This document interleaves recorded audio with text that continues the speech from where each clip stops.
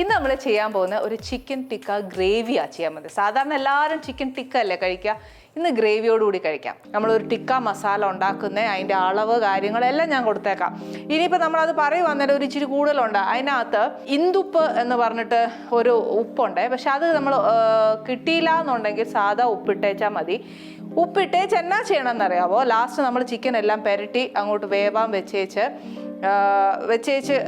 കഴിയുമ്പോഴത്തേക്ക് അറിയാമല്ലോ, ഒരു കൽക്കരി എടുത്തിട്ട് അതിനകത്ത് നല്ലതായിട്ട് ചൂടാക്കി അതിനകത്ത് എണ്ണ ഒഴിച്ചേച്ച് നമ്മൾ അടപ്പിട്ട് അടച്ചു വെക്കും. അതായത് അതിൻ്റെ ആ പുകച്ചോവ വരണം. പണ്ടൊക്കെ അന്നേൽ എന്നാ പറയുക, ഒന്ന് അടി പിടിക്കുകയോ അല്ല പുകച്ചോവ എന്നേലും വന്നു കഴിഞ്ഞാൽ അപ്പച്ചനും അമ്മച്ചിയും ഒക്കെ ഒത്തിരി വഴക്കുണ്ടാക്കുന്ന ഞാൻ കേട്ടിട്ടുണ്ട്. അമ്മച്ചിയോട് ചോദിക്കും അപ്പച്ചൻ, എന്നാ അടി ഇത് പുകഞ്ഞു പോയോ എന്നൊക്കെ ചോദിക്കുവേ. ഇപ്പം ആണ്ടത് കണ്ടോ പുകച്ചാത് തിന്നുന്നേ. അന്നേരം പിന്നെ ഒന്ന് ആലോചിച്ച് വയ്ക്കുക ആ വ്യത്യാസം. എന്നാൽ ഈ പുകച്ചൊന്നും തിന്നാൻ ഒക്കുകയല്ല എന്നുണ്ടെങ്കിൽ ഒരു കാര്യം ചെയ്താൽ അത് ഞാൻ നോക്കിയിട്ട് നമ്മുടെ ഇന്ദുപ്പ് എന്ന് പറഞ്ഞിട്ട് ഒരു ബ്ലാക്ക് സോൾട്ട് ഉണ്ട്. അന്നേരം അത് ഇട്ടേച്ച് കഴിഞ്ഞാൽ അതിൻ്റെ ഒരു ഫ്ലേവർ അങ്ങനെ വരും. വലിയായിട്ട് പുകയ്ക്കാനും മെനക്കെടാനും ഒന്നും പോണ്ട.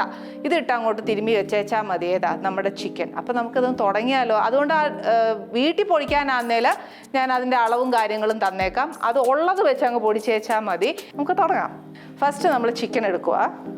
ഇതിനകത്തോട്ട് ഫസ്റ്റ് തന്നെ നമുക്ക് മഞ്ഞൾപ്പൊടി ഇടാവേ.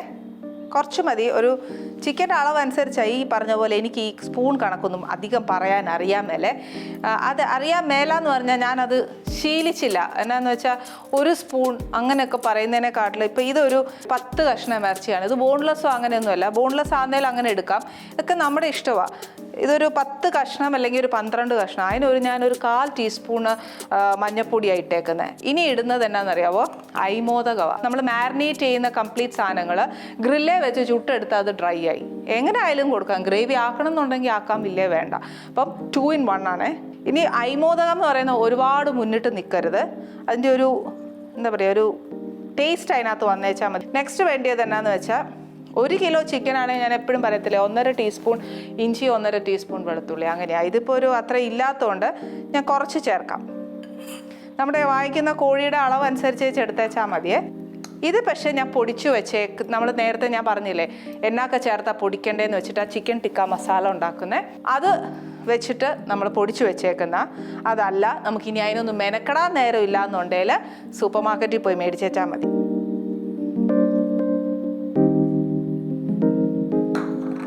ഇനി വേണ്ടിയത് കുറച്ച് നാരങ്ങാനീര്. നാരങ്ങാനീര് ഞാൻ ആ പൊടിയിലോട്ടാണ് ചേർക്കുന്നത്. ചിക്കനിലോട്ട് ഡയറക്റ്റ് ചേർത്ത് വെച്ചാൽ പാടാട്ടോ. ഇനി നാരങ്ങാനീര് ചേർക്കുന്നതുകൊണ്ട് തൈരും നോക്കി വേണം ചേർക്കാൻ. കാരണം രണ്ടും പുളിയാണ്. ഇത് വലിയ പുളി ഇല്ലാത്തത് എടുത്തേച്ചാൽ മതി. തേട്ടെ, ഇതാണ് ഞാൻ പറഞ്ഞ ഇന്ദുപ്പ് എന്ന് പറയുന്ന സാധനം. അത് അതിനൊരു മണമുണ്ട്.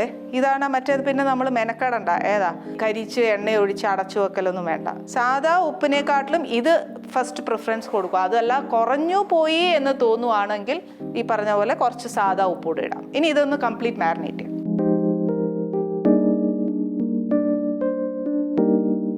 റെസ്റ്റോറൻറ്റിൽ കിട്ടുന്ന പോലെ ഒന്നും ആയില്ല ചേച്ചി, ഇതൊന്നും ചെയ്തിട്ട് ഒത്തില്ല എന്ന് പറയുവാന്നേലെ സത്യം പറയാമല്ലോ. അതിനകത്ത് ഒരിച്ചിരി ഫുഡ് കളർ ഇടും. പക്ഷെ ഞാനത് ഇടുന്നില്ല. അതുകൊണ്ട് അതിൻ്റെ നിറം അത്രയും വരികയില്ല. ഇതിനകത്തോട്ട് ഒരു ഇച്ചിരി മുളക് പൊടി, കാശ്മീരി മുളക് പൊടി മതി. അതിനത്ര എരിവുള്ള കൂട്ടത്തിലല്ല അത്. ഇനി ഇതിവിടെ മാരിനേറ്റ് ചെയ്തിരിക്കട്ടെ. ഒരു 10 മിനിറ്റ് ഇരിക്കാൻ പറ്റുമെങ്കിൽ അത്രയും മതി. കാര്യം നമ്മൾ അന്നേരമാണല്ലോ നമ്മൾ അമ്മമാരെപ്പോഴും ചിന്തിക്കുന്നത്, വീട്ടിൽ എന്നൊക്കെ സാധനം ഉണ്ടോ, അതൊക്കെ അപ്പം ഉണ്ടോ ഇല്ലേ എന്ന് നോക്കിയേച്ചാൽ നമ്മൾ തുടങ്ങുന്ന ഒരു സാധനം. അതല്ല നേരത്തെ പിള്ളേർ പറയുവാന്നേ കുഴപ്പമില്ല, നമുക്ക് കരുതാൻ നോക്കുവേ. എന്നെ സംബന്ധിച്ച് എപ്പോഴും പറയാം, ഇന്ന് നമുക്കിതുണ്ടാക്കി കാലോ എന്ന് ചോദിക്കും. അന്നേരം ഞാൻ അടുക്കളയിൽ ഉണ്ടേൽ മോനെ ശ്രമിക്കാം, ഇല്ല എന്നുണ്ടെങ്കിൽ ഞാൻ പറയാം ഉള്ളത് വെച്ച് ചെയ്തു തരുമെന്ന് പറയും. നമ്മൾ അമ്മമാരെല്ലാവരും മിക്കവരും അങ്ങനെയാണെന്നും എനിക്കറിയാം. പക്ഷേ ഇതിനി ഒരു 10 മിനിറ്റ് അല്ലെങ്കിൽ തലേന്നേ ഇതൊന്ന് പുരട്ടി, നമ്മളിപ്പോൾ നാളെ ഉണ്ടാക്കുവാന്ന് ശ്രമിക്കുമെന്ന് വിചാരിച്ചു. അത് തലേന്നേ ഉണ്ടാക്കി പുരട്ടി ഫ്രിഡ്ജിൽ വെക്കുവാന്നേൽ കുറച്ചുകൂടെ നല്ലതായിട്ട് പിടിക്കും. നമ്മുടെ ചിക്കൻ തൈര് ചേർക്കുന്നതുകൊണ്ട് കുറച്ചുകൂടെ ഒന്ന് സോഫ്റ്റ് ആവും. അതങ്ങനത്തെ കുറേ കാര്യങ്ങളൊക്കെ ഇതിനകത്ത് നടക്കും. ഇനി ഇതൊന്നും ഒത്തില്ലേൽ പുരട്ടി അന്നേരം തന്നെ അടുപ്പേ വെച്ച് വേവിച്ചാലും കുഴപ്പമൊന്നുമില്ല. ഇപ്പം ഞാൻ എന്നാ ചെയ്യാൻ പോകുന്നത്, അടുപ്പയിലോട്ട് വെച്ചൊന്ന് വേവിക്കാൻ പോവാ.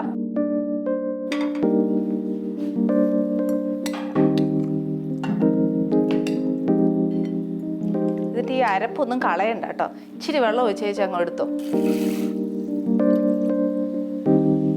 എൻ്റെ അറിവിൽ എപ്പോഴും ഞാൻ പറയുന്നത് ചിക്കനിൽ നിന്ന് വെള്ളം ഊറണമെന്നുണ്ടെങ്കിലുണ്ടല്ലോ ഒരു ഇച്ചിരി വെള്ളം ഒഴിച്ചു കൊടുക്കുന്നത് തന്നെയാണ് നല്ലത്.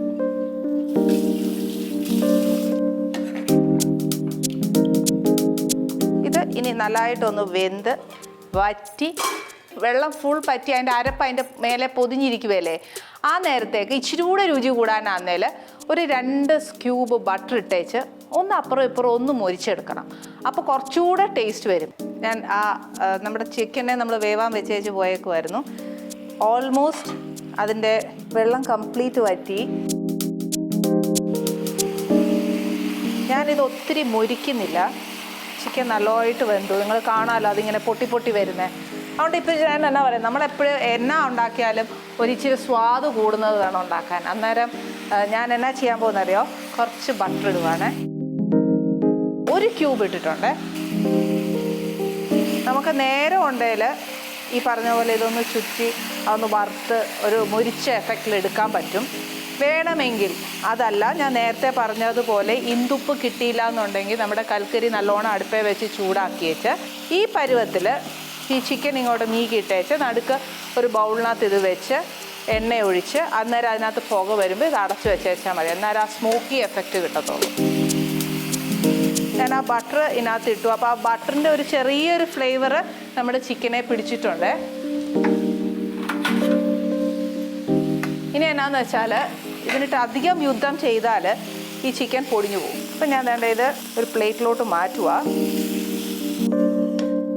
ഓക്കെ, ഇനി ഇതേ പാനെ തന്നെ മാറ്റണ്ട, കഴുകുമൊന്നും വേണ്ട, ഇച്ചിരി കൂടെ രുചി കൂടിക്കോട്ടെ അന്നേച്ച് ഇച്ചിരി ബട്ടർ കൂടെ ഇടുക കേട്ടോ. ഇതിൻ്റെ കൂടെ തന്നെ കുറച്ച് ഒരു സൺഫ്ലവർ ഓയിലും കൂടെ ഒഴിച്ചാൽ നല്ലതാണ്. ഇനി തീ അങ്ങോട്ട് കൂട്ടി വെച്ചേച്ച് ഗ്രേവിക്ക് ഇതൊരു വലിയ സവാളയാണേ.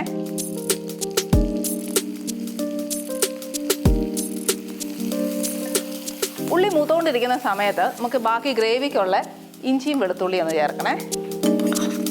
നമ്മൾ എത്ര കോഴി എടുക്കുന്നു, 1 കിലോയുടെ കണക്കാന്ന് ഞാൻ ഏറ്റവും അതിൻ്റെ ഡിസ്ക്രിപ്ഷൻ ബോക്സിൽ തരാൻ പോകുന്നത്. നമ്മൾ പിന്നെ എടുക്കാൻ പോകുന്ന എത്ര കോഴിയാണെന്നോ അതനുസരിച്ച് വേണം നമ്മൾ ഇഞ്ചിയും വെളുത്തുള്ളി ഇതിനകത്ത് പുരട്ടിയായിരുന്നു. ഗ്രേവിയിലും ഉണ്ട്. അന്നേരം ഇപ്പോൾ ഫോർ എക്സാമ്പിൾ 1.5 സ്പൂൺ ഇഞ്ചിയും 1.5 സ്പൂൺ വെളുത്തുള്ളി ആന്നേൽ ഇതിനകത്തൊരു 3/4 സ്പൂണും ഗ്രേവിക്കകത്തൊരു 3/4 സ്പൂണും അങ്ങനെ കൂട്ടിയാച്ചാൽ മതി. അല്ലെങ്കിൽ ഉണ്ടല്ലോ ഇതിൻ്റെ കമർപ്പ് ഭയങ്കരമായിരിക്കും.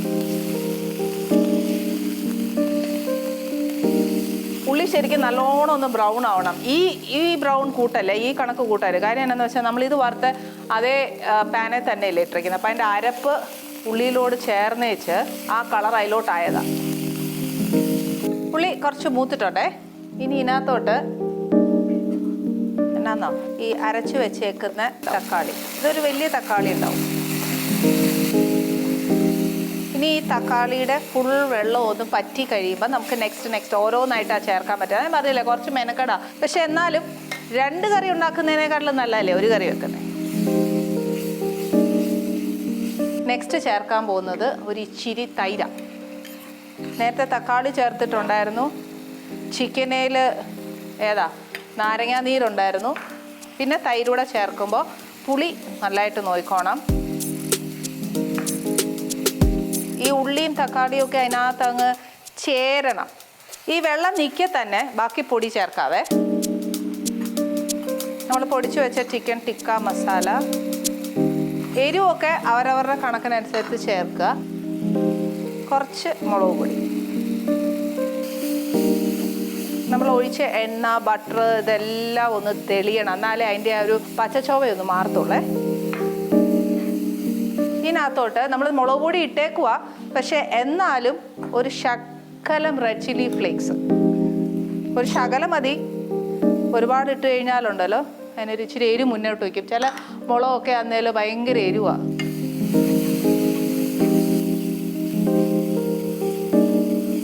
ഇനി തീ ഇച്ചിരി ഒന്ന് ഫ്ലെയിം കുറച്ച് വെച്ച് ഞാനൊരു ഇച്ചിരി ക്രീം ചേർക്കുവാണേ. മുഴുവല്ല, കുറച്ച്. ഇത് മുഴുവൻ എന്തായാലും ഇതിനകത്ത് ചേർക്കാനുള്ളതാണ്. അതുകൊണ്ട് ഈ സ്പൂണെ പറ്റിയത് ക്രീമേലായി അയ്യോ ഇതെന്നാ കാണിച്ചതെന്ന് വിചാരിച്ച് പേടിക്കണ്ട. ഇപ്പം ഇപ്പോൾ ക്രീം മൊത്തം നമ്മുടെ ആ അരപ്പയിൽ നല്ലതായിട്ട് അങ്ങ് പിടിച്ചിട്ടുണ്ട്. ഇത് പാനെ നോക്കിയാൽ അറിയാം, നല്ലതായിട്ട് അങ്ങ് പിടിച്ചേച്ച് ആ എണ്ണ ഇനി വെളിയിലോട്ട് വരാൻ തുടങ്ങും. അന്നേരത്തേന് എന്നാ ചെയ്യണമെന്നറിയോ, നമ്മൾ ഈ വറുത്ത് വെച്ചേക്കുന്ന ചിക്കൻ ഇതിനകത്തോട്ട് ഇടുക. എൻ്റെ എണ്ണ തെളിയുന്ന കണ്ടോ, സൈഡ് നോക്കിയാൽ അറിയാം നമ്മുടെ സർഫസിലുണ്ട്.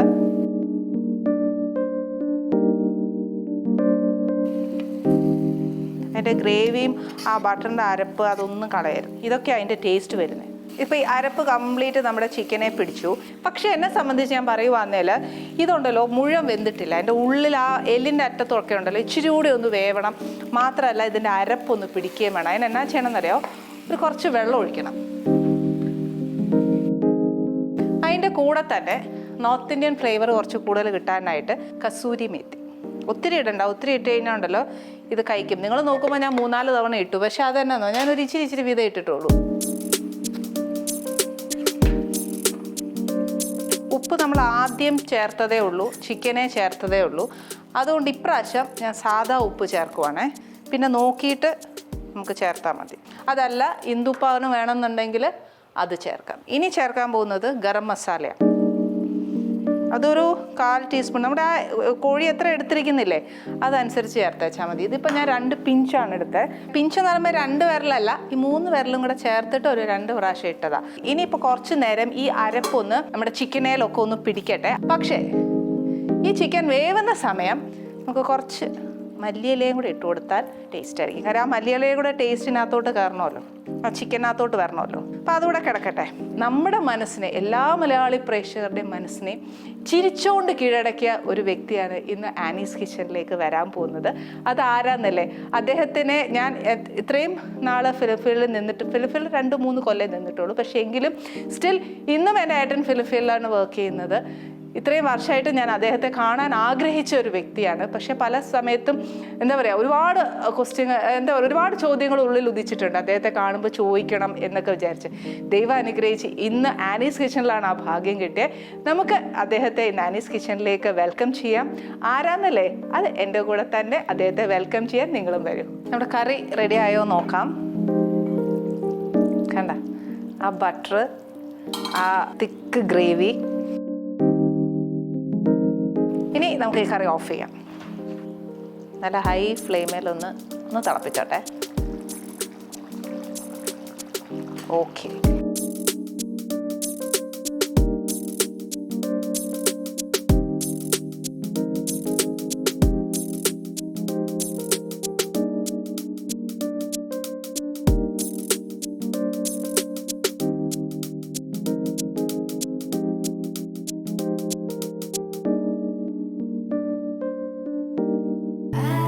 Kitchen.